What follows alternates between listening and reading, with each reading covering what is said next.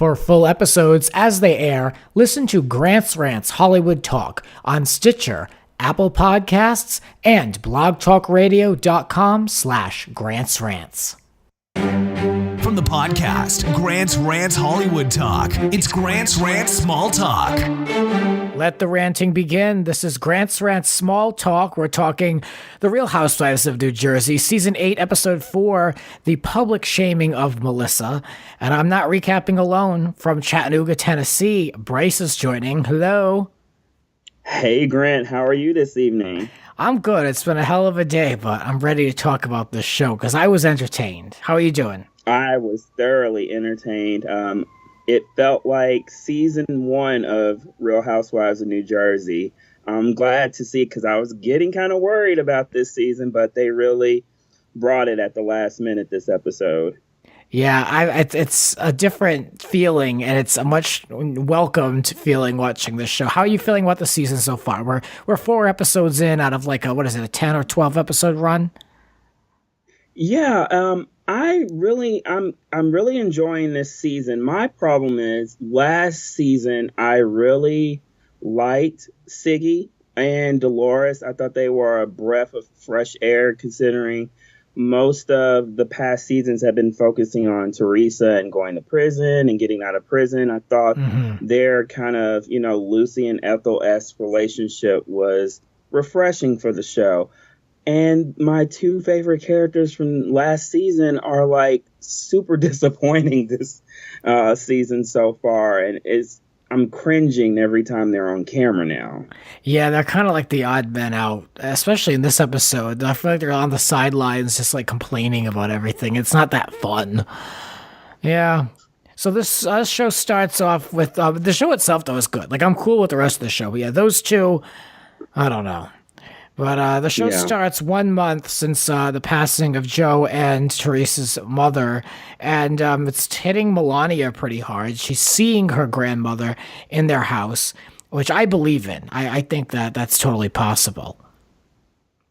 Yeah, it's really sad because even though we don't know these people, we don't know Teresa and Joe and their girls personally, I just remember being introduced to Teresa's parents season 1.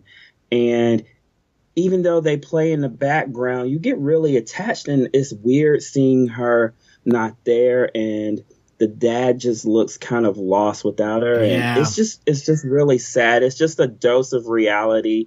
Kind of reminds me of like when Taylor's husband killed himself. It's like, this is getting too real. This is not what I would typically watch Real Housewives for. I know what it's like to lose a grandmother. My grandmother was my best friend, so I can kind of understand what the children are going through. Yeah, it's sad, and she's even missing her father hardcore. I mean, sending emails, and I mean, I can't imagine. Like they said last week or the week before, like Joe was really her best friend. So I can't really understand. I've never been in that position, so I can't even relate. I don't even know what these girls must be feeling and going through. But it's definitely unique for Real Housewives. Like, it's interesting, in a way. I mean, we've never experienced this type of set up on one of these Real Housewives before, with the father being away like this to this degree, other than like Apollo. But that, I don't even think that is that relatable in comparison to comparing Atlanta to New Jersey. Well, this feels so much more real to me because there's still that whole up in the air of like, will Joe be deported? Yeah. And that, I can't imagine, like, you have these 2 parents that you've grown up with, and whether you get along with them all the time, the fact that one of them could be literally sent back to Italy and you won't be able to, contact them, that's got to be devastating. And I hope it doesn't come to that. It's one thing to be in prison because, at least your father's in prison somewhere here in the States, but for him to be, deported back to Italy, it's just, I don't even want to think about something like that happening. Yeah.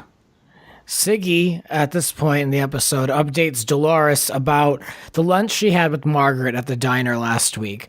And Dolores doesn't trust Margaret at all. And Siggy tells Dolores that Margaret said that Dolores is a yes person.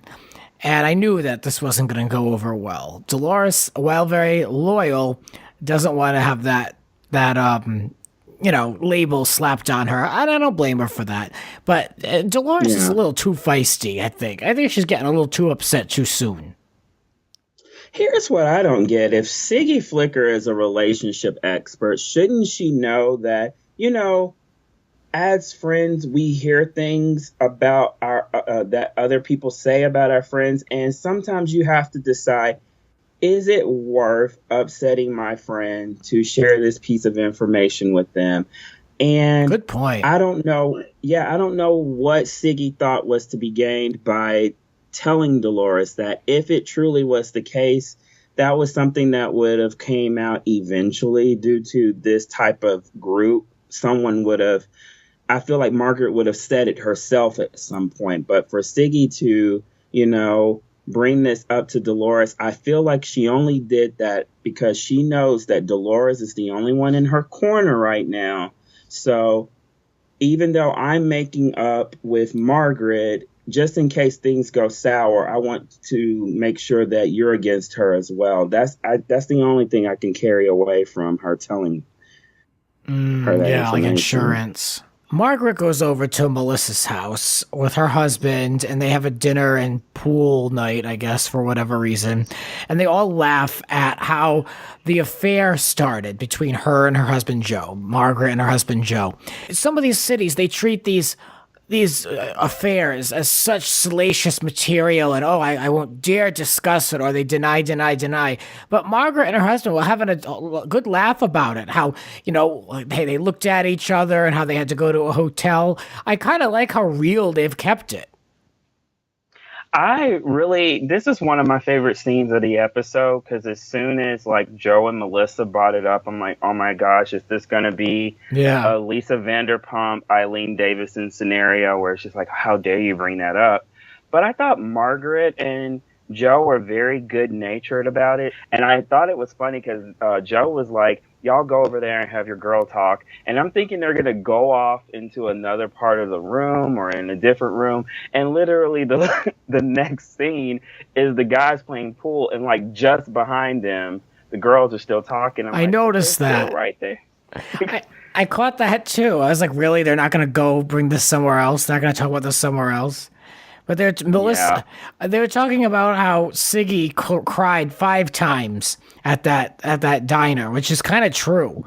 But ultimately, Margaret says that she made up with Siggy, which I don't know how true that is. But I really didn't get that vibe from that scene. But okay. And Melissa says that she's the real victim here, and that she's asking where her apology is from Siggy. And I love it. Classic Housewives. 2 people want an apology. Both are never going to get it. Yeah, I do think they have a better Melissa has a better chance of getting an apology than Eileen would from Lisa Vanderpump. Oh, yeah. I actually felt bad for Melissa this episode. When I first read the title of the episode, I'm like, wow, that's really dramatic. But poor Melissa was just getting it, first no apology, and then with her and her husband and Teresa, and then the final scene with Siggy, I was just like, that poor Melissa is just really getting it this episode. Yeah, I think it's funny because I think in seasons past, I don't think she was as likable as she is now. So people would probably, especially the tree huggers, would probably be happy to see her be taken down a notch. But yeah, I feel like Melissa is kind of like an ally now. I don't feel like she's as polarizing as she was to viewers. That's what I get out of it anyway.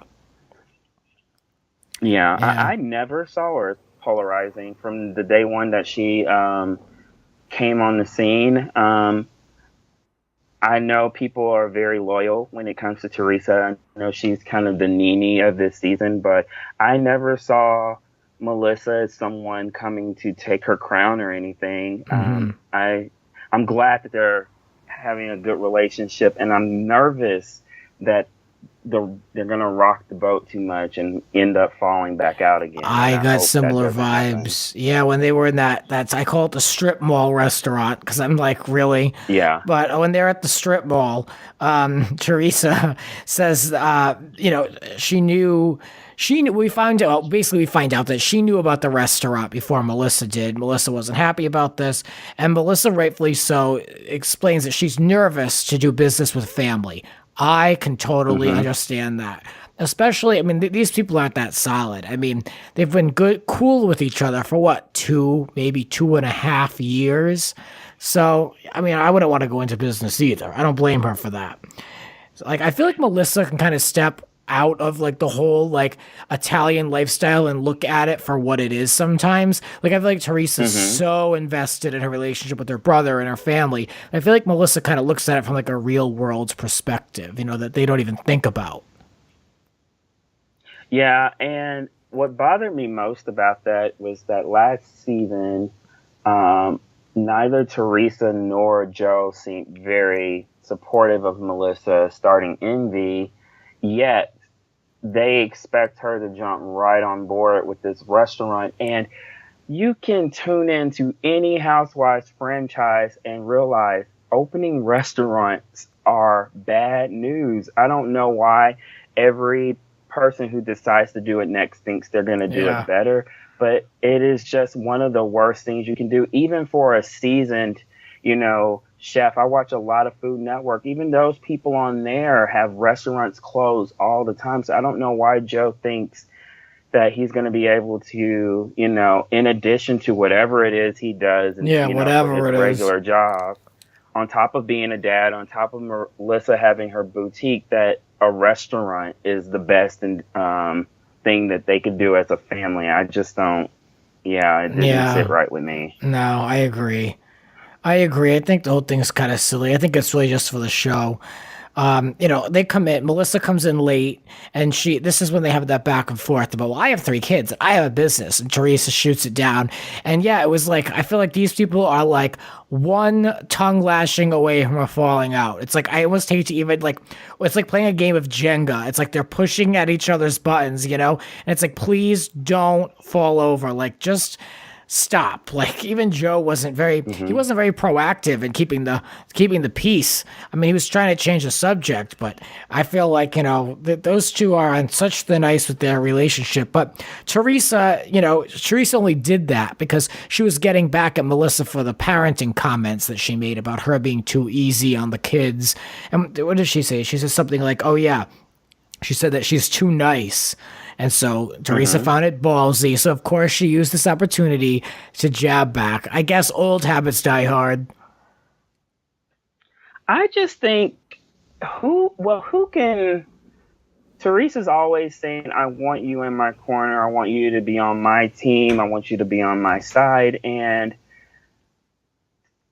Teresa doesn't have any sisters outside of her brother, who I feel like she wouldn't be able to have a conversation with like that, or even her own dad. I feel like Melissa would be the next logical person to give her feedback. And it wasn't her saying, oh, Teresa, you're an awful parent.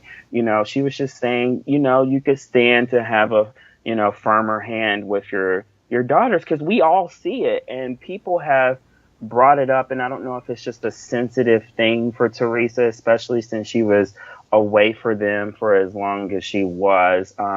I'm not a parent. I don't know what it would be like to have someone question my parenting skills, but I feel like if anyone could give Teresa some feedback on it, it would be Melissa. I mean, who else would you want it coming from? Danielle or That's Siggy true. Or Dolores? That's true. I think that Teresa needs to be more open and say, all right, let me give this some thought let me give this some space in my mind and mull this over.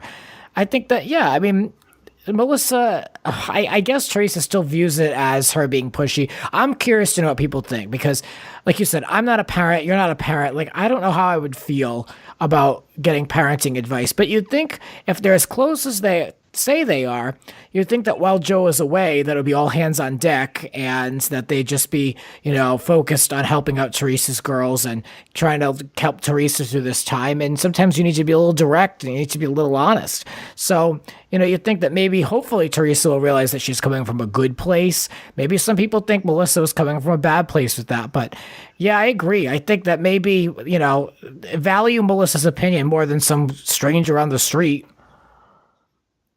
So yeah, I think Teresa is just someone who sees any sort of criticism as negative, because I remember in the past, Jacqueline has even said things and brought up her kids. And Teresa's the type of person that if you bring up something, she's got to jab back at you with the same thing. And I think even at one point, Caroline said something. I just think that Teresa is as confident as she appears. She's very insecure.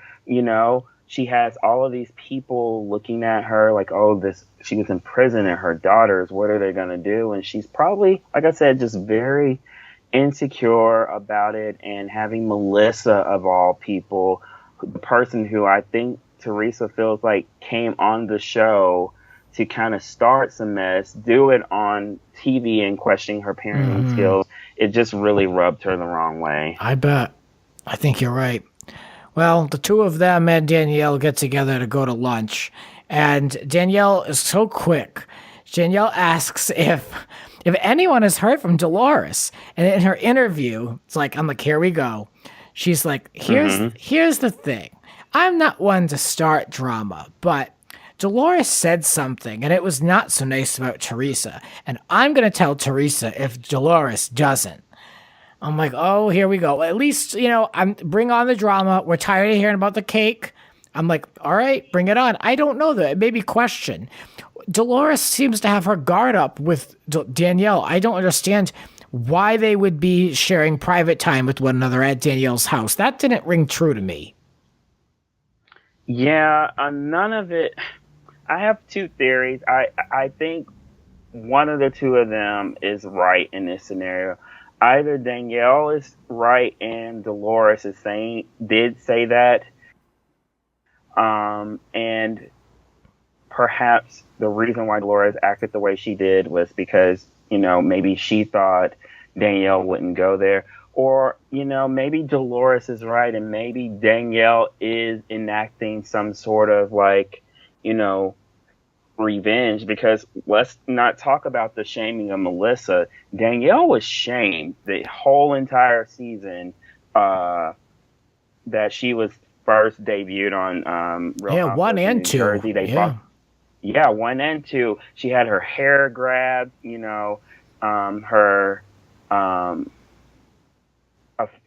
people called her prostitute, and she was engaged 19 times. She really became famous, a household name based off of scandal, and maybe this is her way of getting back at them. I don't know. It would be a very interesting twist, which is weird to use that term since this is quote unquote reality television, but after all of the shenanigans that's been going on the Real Housewives, I don't know what's going on behind the scenes. I don't know if Danielle is being used as some sort of producer pawn this season. Maybe they say you can get your, well, they don't hold anything, but you can get your place back on the cast if you really amp up the drama. And maybe this is her way of doing it.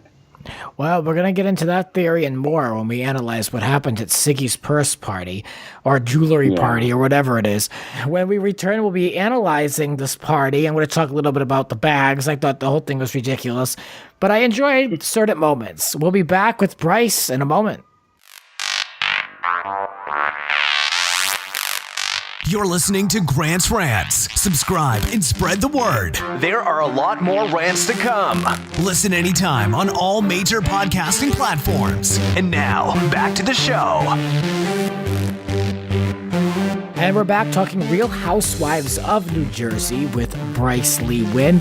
And we're going to be discussing this purse party or jewelry party or something at Siggy's house. I don't know. She's laying over the floor. There's all types of weird things. But before we get into that, the car on the way over, Danielle and Teresa, the new best friends, featuring Teresa's fur, which she looked like one of those what do they call them during Easter time?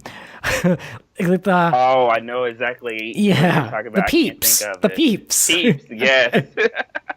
So I know it's springtime in Jersey, so maybe she was channeling the sugar Easter candy. Who knows? But so Danielle rechecks in with Teresa if she's heard from Dolores. I'm like, what is this? Like, here we go. So Dolores, nope, Dolores has not reached out to Teresa, but Danielle, she claims she doesn't want to get involved, but she's all too happy to.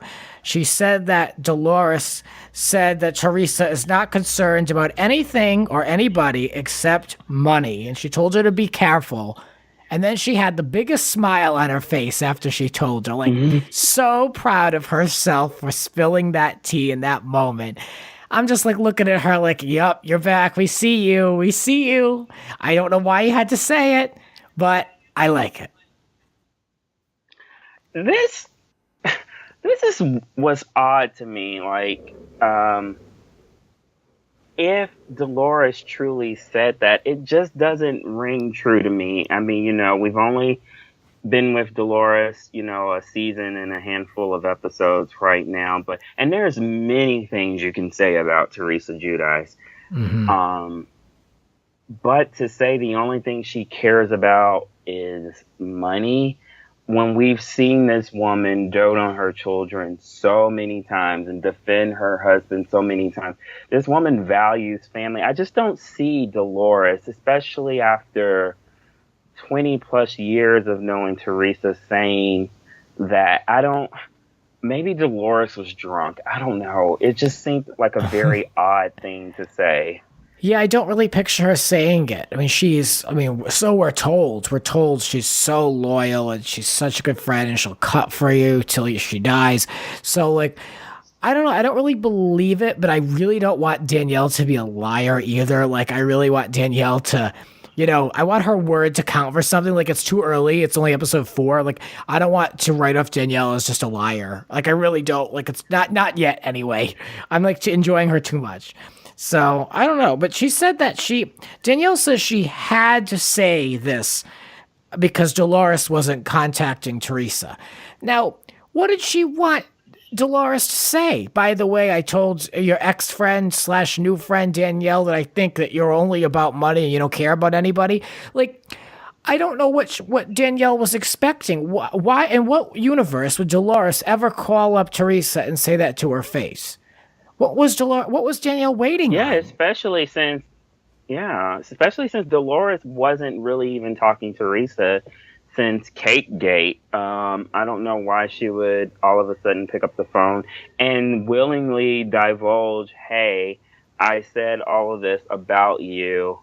I mean, it just didn't seem like something realistic to me. No, I don't know where Danielle is going with that, other than trying to make an excuse as to why she had to gossip, which I'm fine with, whatever. I mean, at least she did it. But Teresa totally takes the bait, and she says that she's furious, and she just cannot comprehend it. And I'm like, again, this is where you have to take a moment and be like, how much stock do I want to put into this right now? Like, you know, we've been friends for so long.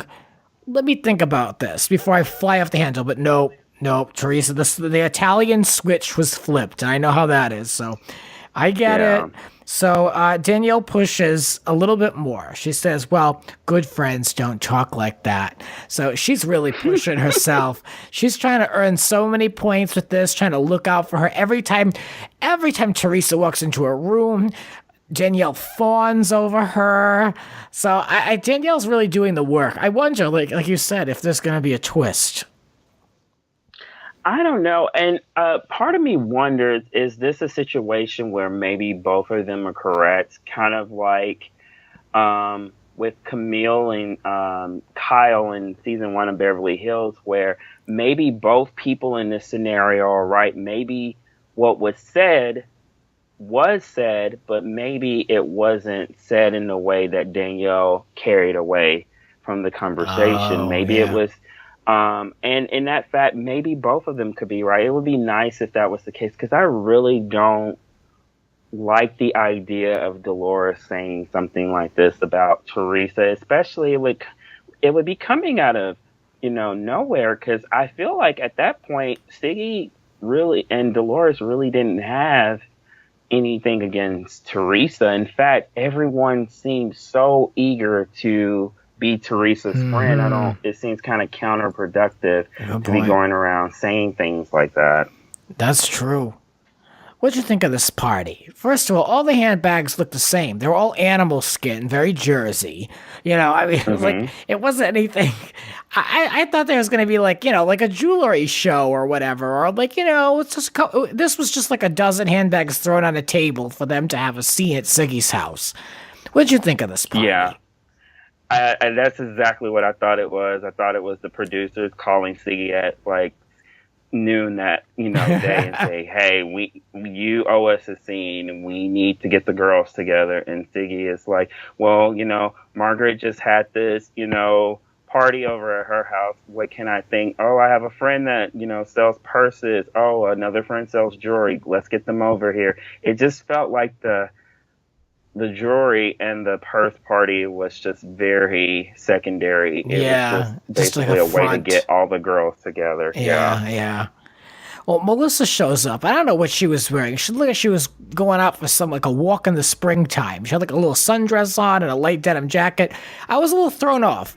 I don't know. I feel like everyone in Jersey dresses in dark colors except, for the peep, Teresa. But I feel like Melissa looks a little out of place, but whatever. She and Siggy talk, and Melissa says that Siggy was really relentless at that dinner table about the whole thing about the cake. So she actually was expecting an apology from Siggy, which we know is never going to happen. And so Siggy breaks it down saying that she's the most offended by the cake toss. When are we going to be done with this cake? Melissa can't handle it. Like, everyone's like, literally, everyone's like laughing at Siggy at this point. Like, you do look ridiculous. Like, you need to let it go. Like, it's not a good look when you're at 4 episodes in and you're still talking about, like, an insignificant moment. I'm wondering if it's not so much about the cake and what the cake means. I don't know if Siggy thought that, I paid my dues first season. I'm going to come into this season being on the same level as Melissa and Teresa. We got rid of Jacqueline.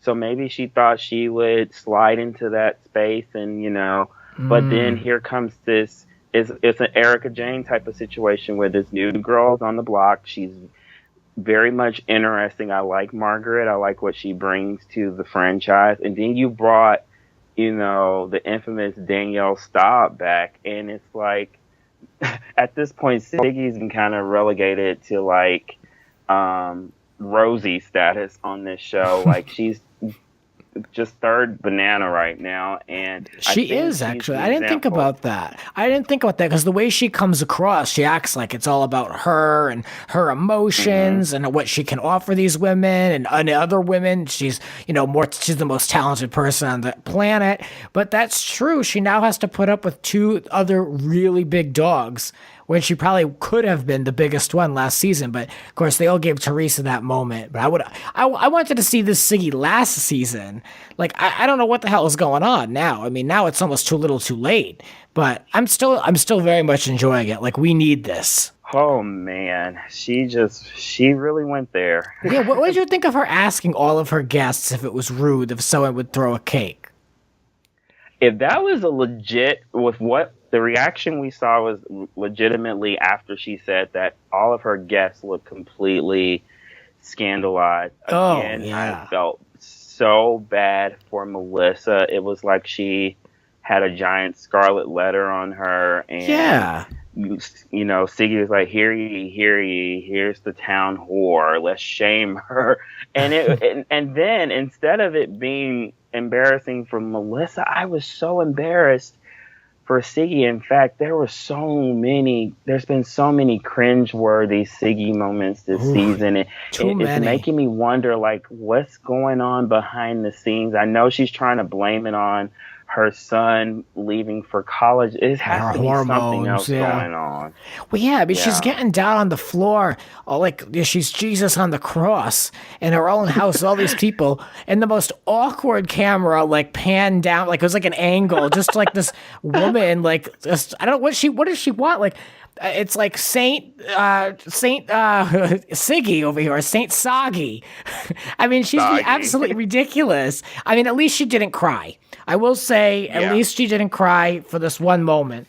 But Teresa comes over, and they all laugh about it. But Teresa, they all sit down, have this one-on-one. Teresa wants to defend her sister-in-law and insists that they really did eat this cake, that they only threw it afterwards. I'm like, oh my God, like, this is so insignificant. Like, they didn't even show us of them eating. Like, that's how minor this is. Like, I can't believe this is still going on. But Teresa drags Dolores into it because she's coming in hot from that car ride. And she asks Dolores why Siggy is not defending them after, she's asking Dolores why Dolores isn't defending them after Siggy said, they're trash and they're from Jersey and they're like animals. But Dolores insists that she's always stood up for Teresa. And of course, Danielle, real quick, says, oh, so you've never spoken about her. And that's when it turns, and it's like a classic moment right there. Like, I love it. Yeah.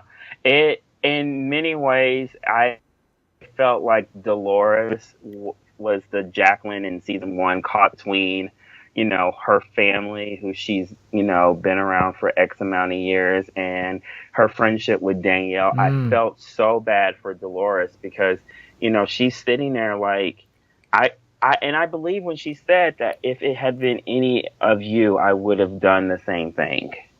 Mm-hmm. I can tell Dolores is probably not used to being placed on the hot seat like that. No, yeah. Because that took her completely off guard, which is the reason why I think she acted so viscerally towards Danielle when Danielle finally confronted her. Yeah, but she leaped across the whole room and somebody else's house too, with all these people in the other room so we're told, buying purses. She's over there yelling, "You're a liar, you're a scumbag, welcome back, scumbag." Like, I like it because it's just like, it's so over the top. I can't believe that Danielle didn't friggin' attack her. Instead, she broke down quite a bit. And, when she left, Dolores continued saying, she says that Danielle was a starving, hungry bitch, up to no good. Yes. And, Dolores did make a good point, though. She said, unlike Danielle, I have no history backstabbing anybody. And, if someone's keeping track and keeping score, that's true. For what we saw. Yeah.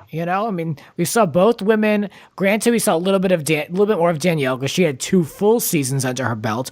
Dolores has 1 and 4 episodes, but it's almost kind of equal in how much time they've had on the show. So you can kind of compare the two if you wanted to keep score. I have to actually question Teresa in this situation.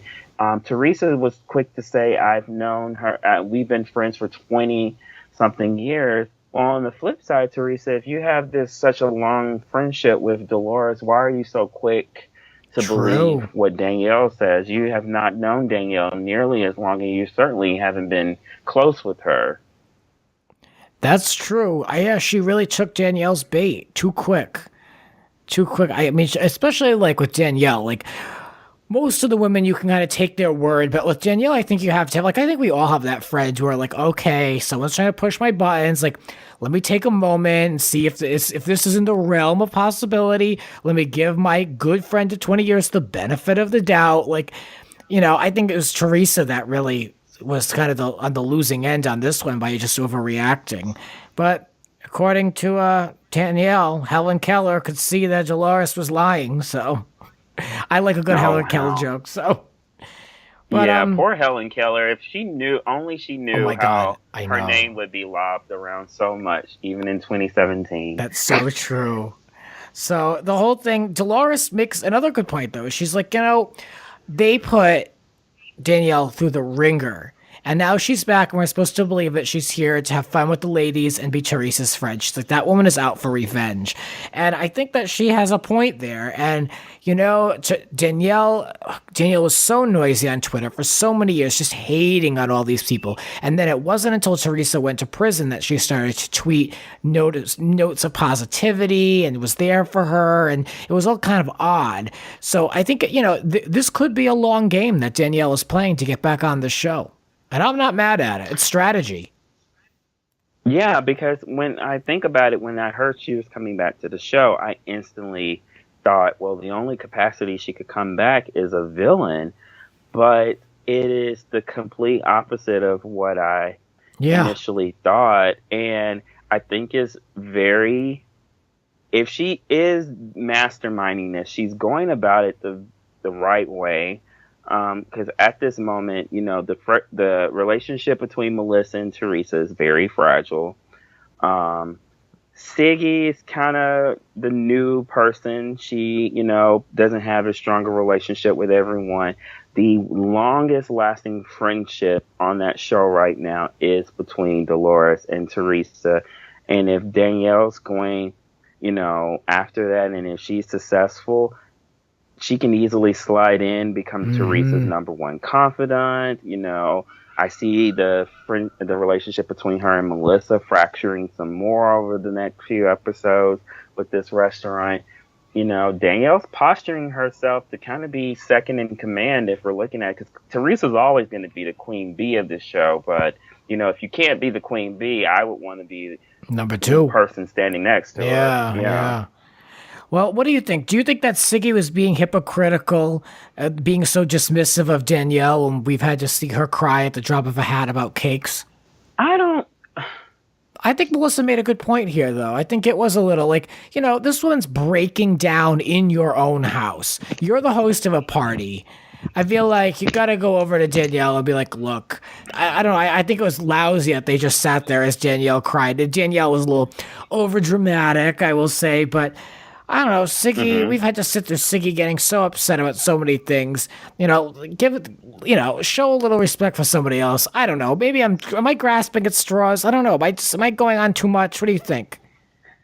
I see where you're coming from, but if Siggy is trying to be loyal to it, Siggy almost is kind of acting the way that Teresa had just accused Dolores of being 5 minutes before, when Teresa was like, when Siggy was going off and calling us animals, why didn't you step in and say anything? I feel like Siggy was kind of returning the favor. And, you know, this time Dolores was the one that was out of pocket, and Siggy is just kind of, you know, sitting back and, you know, being loyal. That's one thing this show has always been about, is loyalty, and who do you choose to be loyal to?